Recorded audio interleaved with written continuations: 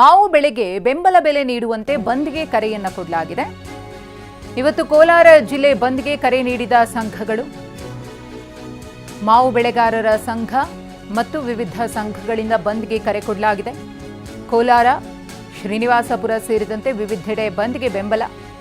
ಮಾವಿಗೆ 8 ರಿಂದ 10 ಸಾವಿರ ಬೆಂಬಲ ನೀಡಲು ಒತ್ತಾಯಿಸಲಾಗಿದೆ.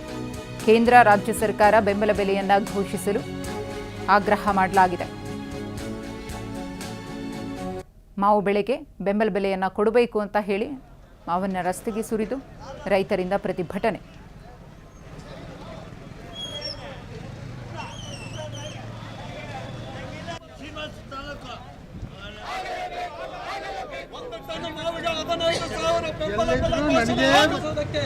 ಬದಲಾವಣೆ ಮಾಡಿದ್ದಾರೆ. ಹಾಗಾಗಿ ನಾವು ನೀವೆಲ್ಲ ಮಾಡ್ರಿ, ನಮ್ಮ ಪರವಾಗಿ, ರೈತರ ಪರವಾಗಿ ತೀರ್ಮಾನ ತಗೊಳ್ಳಿ ಅಂತ ಹೇಳಿ ನಾವು ಹೇಳ್ತಾ ಇದ್ದೀವಿ. ಇಲ್ಲ ಅಂತಂದ್ರೆ ನವೀನ್ ಅವರು ಹೇಳಿದ ರೀತಿಯಲ್ಲಿ ನಮ್ಮ ಪ್ರತಿನಿಧಿ ರಾಜೇಂದ್ರ ಸಿಂಹ ಈ ಕುರಿತು ಪ್ರತ್ಯಕ್ಷ ವರದಿ ನೀಡಿದ್ದಾರೆ, ನೋಡೋಣ.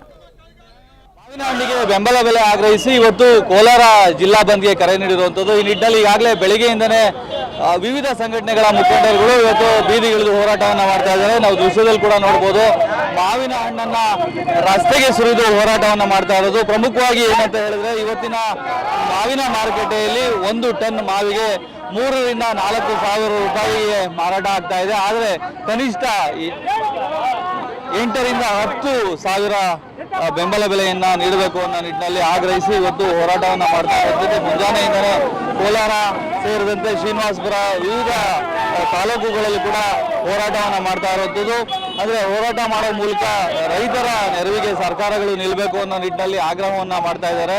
ಆದರೆ ಕಳೆದ ವರ್ಷ ಕೂಡ ಮಾವಿಗೆ ಬೆಂಬಲ ಬೆಲೆ ನೀಡಲಾಗಿತ್ತು. ಆದರೆ ಕಳೆದ ವರ್ಷ ಕೂಡ ರೈತರು ಸಾಕಷ್ಟು ನಷ್ಟವನ್ನು ಅನುಭವಿಸಿದ್ರು. ಆದರೆ ಈ ವರ್ಷ ಕೂಡ ಅದೇ ಪರಿಸ್ಥಿತಿ ನಿರ್ಮಾಣ ಆಗಿರುವಂಥದ್ದು. ಹಾಗಾಗಿ ಈ ವರ್ಷ ಕೂಡ ಸರ್ಕಾರ ಬೆಂಬಲ ಬೆಲೆಯನ್ನು ಘೋಷಣೆ ಮಾಡಬೇಕು ಅನ್ನೋ ನಿಟ್ಟಿನಲ್ಲಿ ಹೋರಾಟವನ್ನು ಮಾಡ್ತಾ ಇರುವಂಥದ್ದು.